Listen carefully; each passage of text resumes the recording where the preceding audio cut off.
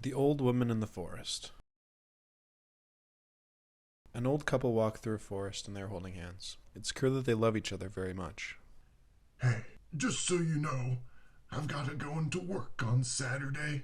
The boss asked me to tidy up some things. Should only be a couple of hours. Don't worry, dear. The old couple continue walking. It's clear that the old man works a lot. There's nothing the old couple would want more than to spend all of their time together. They're deeply in love, the comfortable, warm sort of love that almost feels like rest. Their presence with each other is a respite from the outside world. But certain things from the outside world seep in from time to time, disrupting their peace. I think we should send some money to Polly and the girls. I heard Evelyn is sick, and Polly's had to stay home from work to take care of her. Let's do it, honey. I'll call her when we get home. They nuzzle each other and keep walking through the forest, getting deeper and deeper into the wood.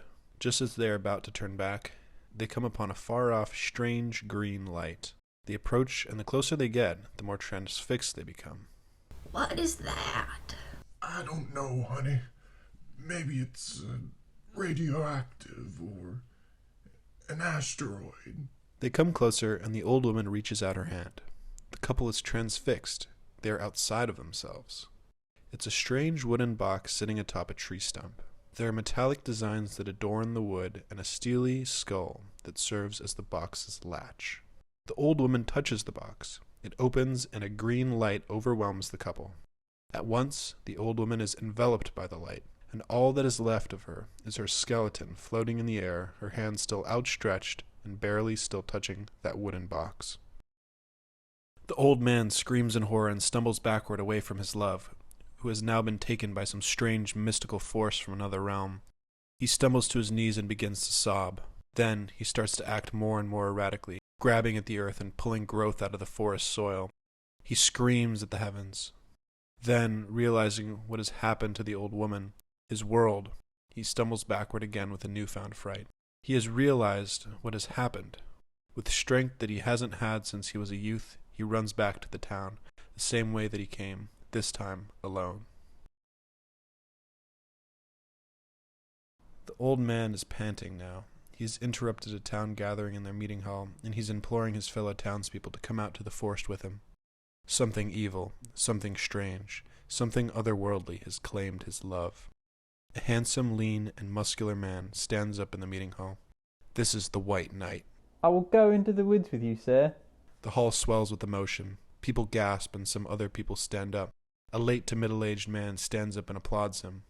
The old man has a posse, and they are going into the woods. They are led by the White Knight, the best of them and the bravest.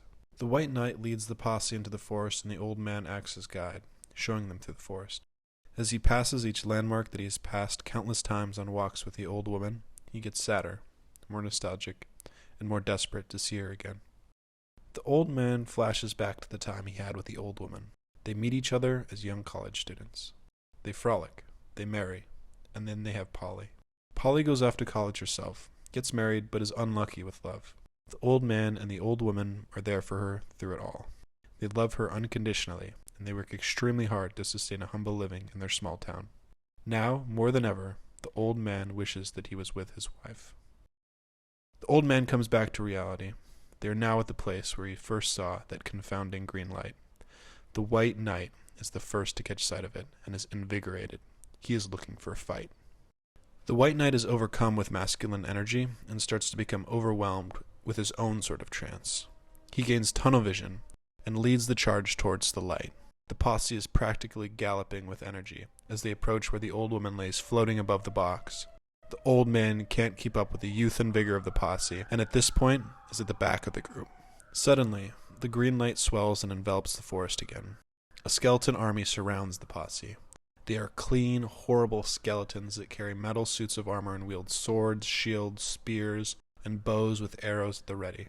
They are going to massacre the posse.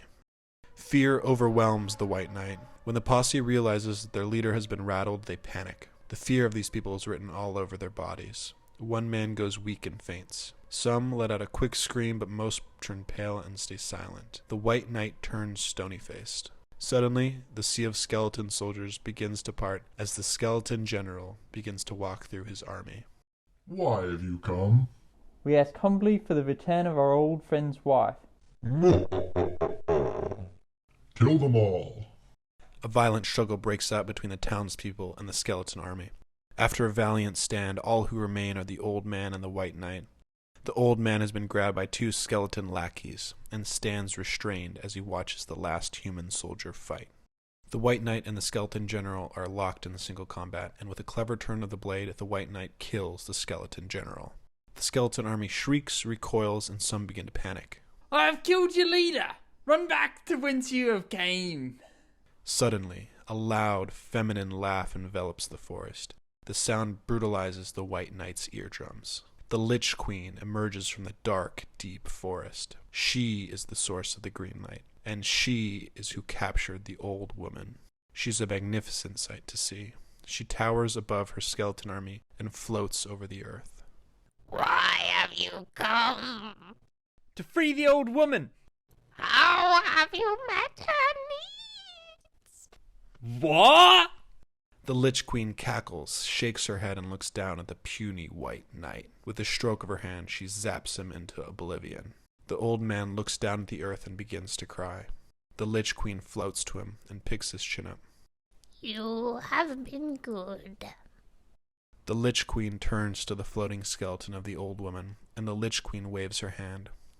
The skeleton of the old woman evaporates and sinks into the ground. Then, the old woman, glowing green, emerges from the earth. She's young again, and she is holding the old man, except he is also young. He's wearing an old uniform, and she is wearing a dress. They're happy. They sit next to each other at their dinner table, giggling and eating. They go for a walk together. They spend their whole day together, and they never have to be apart.